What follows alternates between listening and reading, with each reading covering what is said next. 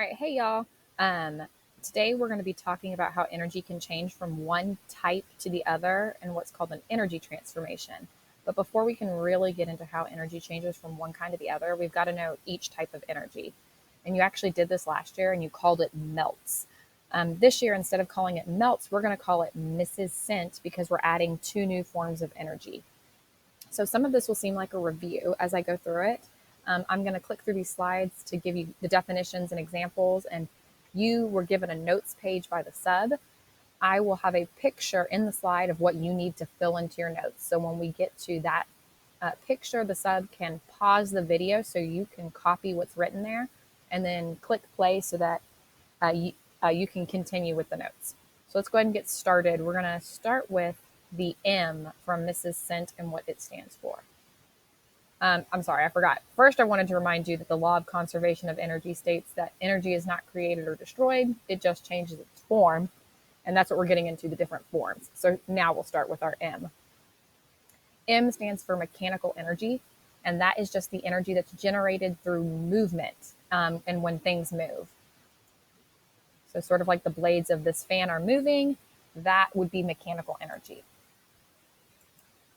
And here's a few examples. When people are walking, they're moving. When the blades of a fan are spinning, that's movement. A bird's wings flapping, that is movement.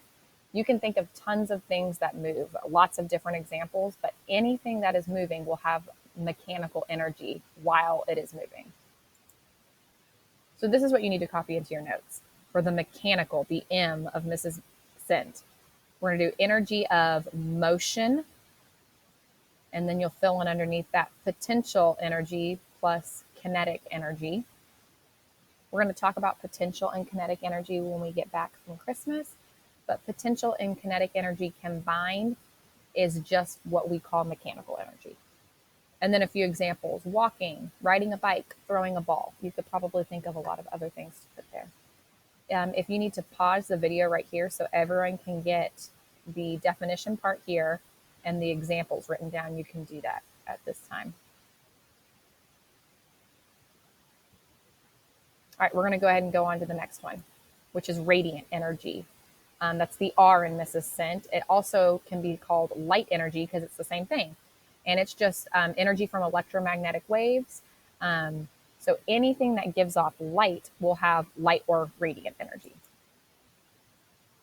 So the sun here, but also this light bulb in the picture that we have, are both giving off radiant energy or light. Here's a few examples. A flashlight, fireworks, the sun. We could add a lamp. We could add a TV, a phone. All of those give off types of light. So in your notes, what I need you to copy down is radiant light here. And you're going to put energy moves in waves. We can see it. And then for examples, I put sun, light bulb, flashlight, TV.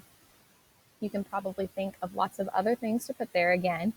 If you need to pause the video here so everyone can copy down what should be in their notes, go ahead and pause. All right, we're going to go ahead and move on to the S in Mrs. Scent, which stands for sound energy. Sound energy is vibrations that move through a solid, liquid, or gas to our ears. So it's basically just vibrations that we then hear. So anything you can hear will have sound energy at that moment while you can hear it. So some examples, I put your cell phone playing music or while you're watching a TV show or something like that. Somebody playing the piano will have sound energy. Wind chimes outside that are blowing in the wind and making a dinging sound will have sound energy. But this also includes just like people talking, a dog barking, singing, things like that. So anything that makes sound will have sound energy. In your notes, you should be writing air vibrations we can hear. So you're filling in here. And then for examples, I wrote in talking, music, TV, piano. And if you need to pause right here so that everyone can copy, do that now. All right, we are going to go on to the C in Mrs. Scent. This one's actually kind of new, and it's chemical energy. Chemical energy is energy released from a chemical reaction. The energy is stored inside and then used later. So it's stored until we're ready to use it at a later time.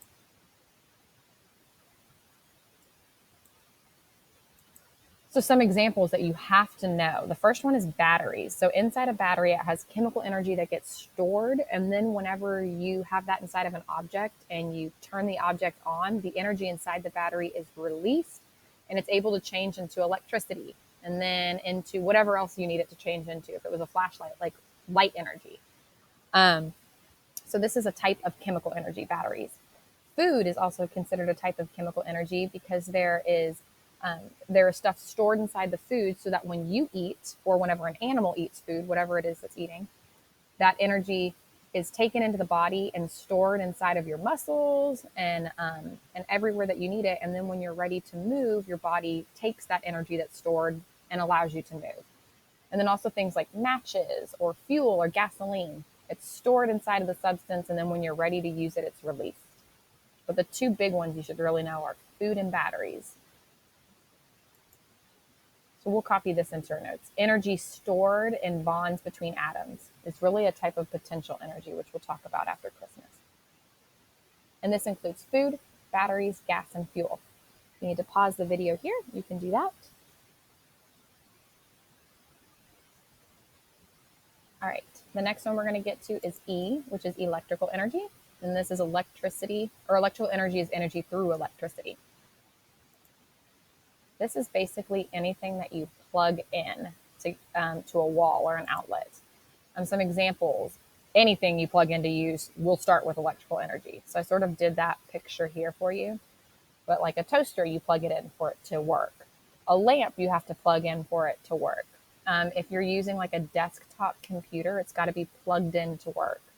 My projector in our classroom has to be plugged in. So anything that's plugged in will have electrical energy. In our notes, we're going to write energy of electron currents. And then for examples, I put things you plug in. I put like a PS4 and a toaster. So if you want to pause the video here, you can. All right, we're going to go on to the N in Mrs. Scent, which is also new. This is for nuclear energy. Nuclear energy is released during a nuclear reaction, generally through fusion or fission. We talked about this with energy resources, how we split uranium atoms to generate electricity, right? It powers a generator. And that's pretty much what that's going to come down to for forms of energy. So if you look at my example next, that's really the only example I have is a nuclear power plant where we split uranium atoms in order to generate electricity, which is considered an energy transformation. So on our notes, we're going to write energy released from splitting atoms. And then my example is a nuclear power plant. If you need to pause the video so everyone can get that copied, you can do that now.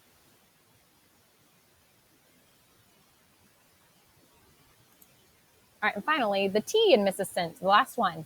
It stands for thermal or heat energy, and that's energy that changes the temperature of an object. It makes it hotter or colder. And it's showing this one heating up. So this is pretty much anything that has some kind of heat. I gave the example of like a hot stove, a fire, or a hair straightener that you use to make your hair straight. But you might also think of the sun or a match, or if you kind of put your hand near a light bulb, that'll have heat, or even your phone can get hot. So anything that has heat energy. So thermal, what we're going to write is the transfer of heat, which is done through conduction, convection, and radiation. And my examples are sun, a stove, a heater, or a clothes dryer that you put your clothes into.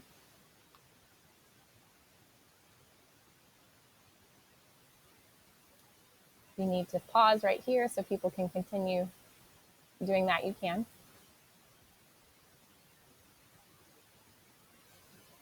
All right, I'm going to go ahead and go to the next slide. So starting tomorrow when I'm back, we're going to talk about how one type of energy can be changed into another. So for example, like you can start with a toaster and it's got to start with electrical energy and be plugged in. And then once it's plugged in and it's going, that will then change to thermal energy to heat your bread and to toast